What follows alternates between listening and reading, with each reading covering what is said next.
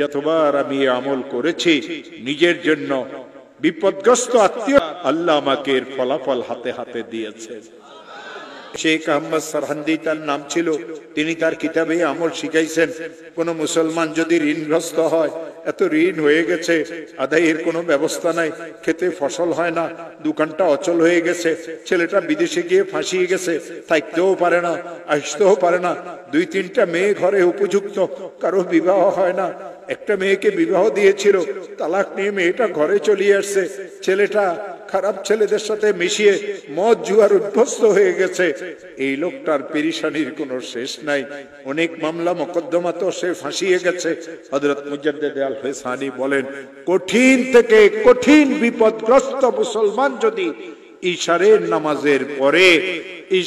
নামাজের পরে তাসবিহ হাতে নিয়ে যেই দরুদ শরীফ পড়তে জানে 100 বার দরুদ শরীফ পড়বে।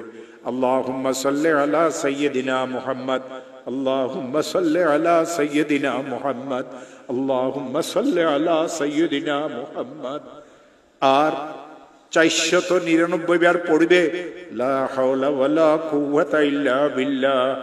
একবার পড়বে লা হাওলা ওয়ালা কুওয়াতা ইল্লা বিল্লাহিল আলিয়্যিল আযীম। আবার 100 বার দরুদ শরীফ পড়বে, হাত পাতিয়ে বলবে, আল্লাহ আমি তো মামলা মোকদ্দমায় ফেসে গেছি। হাত পাতিয়ে বলবে, আল্লাহ আমার মেয়েগুলির তো বিবাহ হচ্ছে না। হাত পাতিয়ে বলবে, আল্লাহ আমার একটা মেয়ে তালাক নিয়ে ঘরে চলে এসেছে। হাত পাতিয়ে বলবে, আল্লাহ আমি মামলা মোকদ্দমাতে ফাঁসিয়ে গেছি। হাত পাতিয়ে বলবে, আল্লাহ আমার খেতে ফসল হয় না। হাত পাতিয়ে বলবে, আল্লাহ আমার ব্যবসাটা অচল হয়ে গেছে। হাত পাতিয়ে বলবে, আল্লাহ আমি সন্ত্রাসীদের দ্বারা কবলিত। হাত পাতিয়ে বলবে, আল্লাহ আমার ছেলেটা তো বিদেশে গিয়ে ফাঁসিয়ে গেছে। হাত পাতিয়ে দিয়ে বলবে, আল্লাহ আমার আরেকটা ছেলে তো অনেক খারাপ হয়ে গেছে, আমাকে মারধর করতে চায়। মাওলা তুমি আমাকে বিপদ থেকে মুক্ত করে দাও। আমার হাতে কোরআন আছে। দেওবন্দ মাদ্রাসার একজন বড় মুহাদ্দিস হযরত মাওলানা মুফতি আমিন সাহেব পালানপুরি, তিনি আমাকে আমল শিখাইছেন। তিনি আমাকে এই কথা বলেছিলেন, মাওলানা যখন এই আমল শিখেছি নিজের জন্য, বিপদগ্রস্ত আত্মীয় স্বজনের জন্য, যখন এই আমল আমি করেছি, আল্লাহর কসম এর ফলাফল আল্লাহ আমাকে হাতে হাতে দিয়েছে। ও আমার প্রিয় ভাইয়েরা, শিখার পরে আমি নিজেও এই আমল করেছি।